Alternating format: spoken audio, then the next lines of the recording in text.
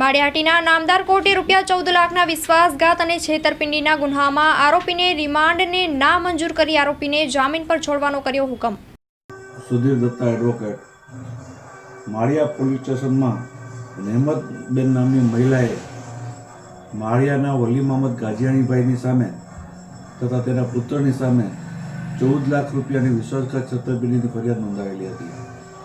તેમાં માળિયા પોલીસ દ્વારા વલી મોહમ્મદભાઈની ધરપકડ કરવામાં આવેલી અને 3 દિવસની રિમાન્ડની માગણી કરી 14 લાખ રૂપિયા રિકવર કરવાના છે તેવી માગણી કરવામાં આવેલી।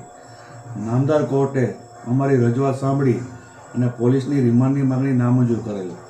ત્યારબાદ અમારા દ્વારા આરોપીની જામીન અરજી ગુજારવામાં આવેલ અને સુપ્રીમ કોર્ટના ચુકાદા ધ્યાનમાં લઈ નામદાર કોર્ટે આરોપી વલી મોહમ્મદ પીરભાઈને 15,000 રૂપિયાના જામીન પર છોડવાનો ઓર્ડર કરેલો હતો।